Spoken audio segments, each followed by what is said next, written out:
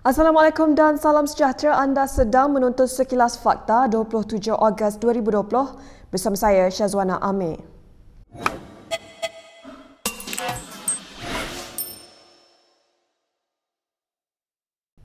Kontroversi tercetus minggu ini apabila Menteri Keuangan Tengku Zafrul Abdul Aziz mendedahkan 101 projek rundingan terus yang diberikan oleh Kerajaan Pakatan Harapan bernilai 6.61 bilion ringgit. Bagaimanapun, PH hari ini mendedahkan apa yang disifatkannya sebagai penipuan besar Kerajaan Perikatan Nasional mengenai isu itu. Selepas ditekan oleh pemimpin Pakatan Harapan, juga mantan Perdana Menteri Tun Dr. Mahathir Mohamad dan juga rakyat Malaysia, Menteri Kewangan Tengku Datuk Seri Zafrul Abdul Aziz akhirnya tunduk dan mendedahkan senarai 101 projek rundingan terus bernilai 6.61 bilion ringgit yang didakwanya diluluskan oleh Kerajaan Pakatan Harapan dalam jangka masa 22 bulan. Kini kami tahu mengapa Zafrul atau Menteri Kewangan ingin buat demikian sebelum ini. Ada 3 penipuan besar.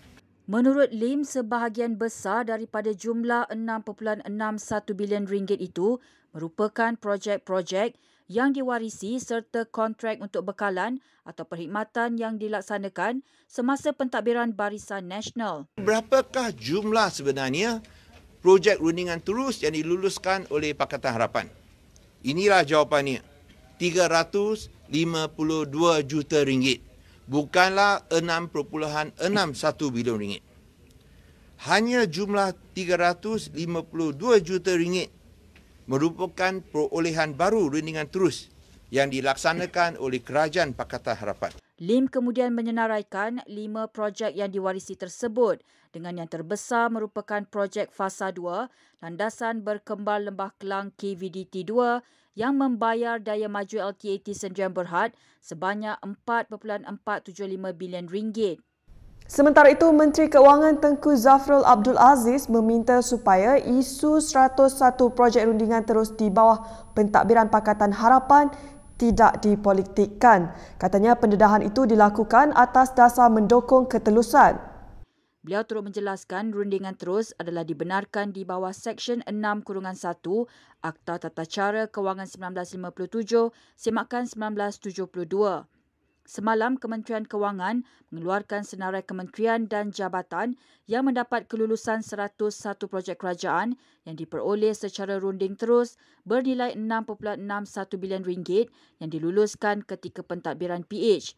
Menurut Tengku Zafrul, sebagai mewakili rakyat, beliau hanya menjawab persoalan yang diajukan kepadanya di persidangan Dewan Rakyat itu. Malah kata beliau, isu seperti bila rundingan terbabit dimulakan adalah sesuatu yang boleh dijelaskan oleh sesiapa sahaja. Menteri di Jabatan Perdana Menteri Taqiyuddin Hassan menegaskan bahawa kerajaan tidak perlu memberikan penjelasan mengenai penarikan balik rang undang-undang berkaitan penjawatan Perdana Menteri. Tidak ada dinyatakan bahawa apabila kerajaan ingin menarik balik satu-satu rang undang-undang, perlu diberikan sebab kenapa ia perlu ditarik. Walaupun demikian, saya nak jelaskan bahawa keputusan untuk memasukkan cadangan pindaan kepada perlembagaan tersebut telah diputuskan dan dibawa oleh Kerajaan Pakatan Harapan sehingga bacaan kali pertama, bagaimana kita tahu, oleh Perdana Menteri yang menjadi Perdana Menteri selama 22 tahun, 22 bulan. Kemudian membawa pindaan untuk menangguhkan ataupun menghadkan tempoh Perdana Menteri hanya 2 penggal saja. Jadi pokoknya kerajaan tak perlu memberi apa-apa sebab kenapa ianya ditarik. Ini polisi kerajaan sekarang. Beliau turut menyatakan setakat ini kerajaan tidak bercadang untuk meminda Perlembagaan Persekutuan bagi menetapkan had tempoh masa untuk jawatan Perdana Menteri. Kerajaan memutuskan untuk melaksanakan Perintah Kawalan Pergerakan diperketatkan secara pentadbiran PKPD di Aman Jaya, Kedah berkuat kuasa tengah malam ini bagi membendung penularan COVID-19. PKPD ini berkuat kuasa pada jam 12.01 malam 28 Ogos sehingga satu tempoh yang akan dimaklumkan oleh Kementerian Kesihatan Malaysia dan melibatkan 3 zon di Aman Jaya iaitu Kenanga, Mawar dan Melur. PKPD secara pentadbiran ini akan melibatkan 22,360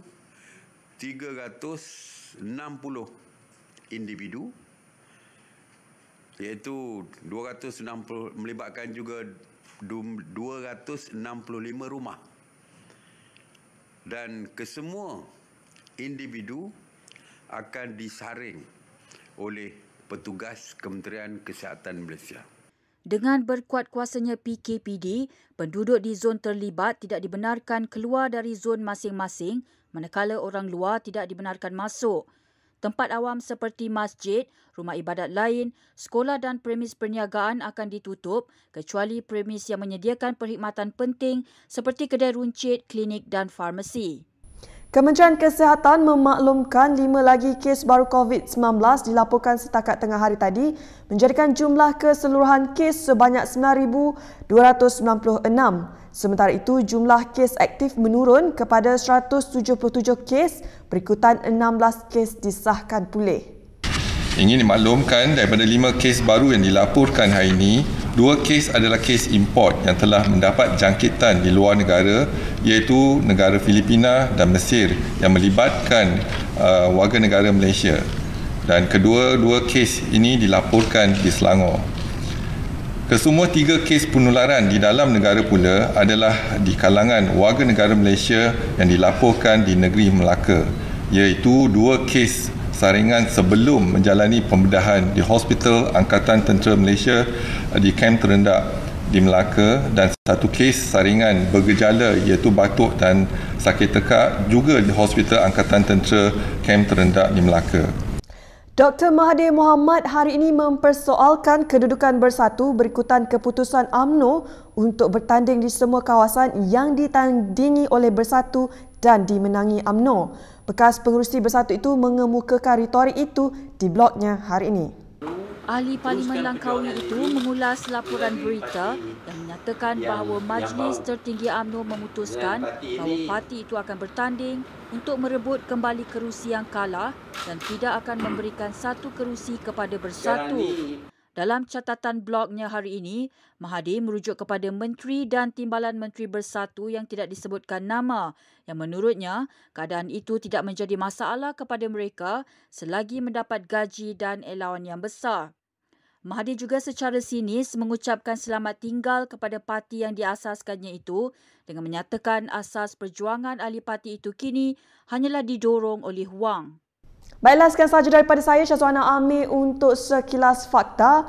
Untuk lebih banyak berita, anda boleh melayari kinitv.com. Anda juga boleh mengikuti kami di Instagram, Twitter, YouTube dan Facebook. Salam hormat dan jumpa lagi.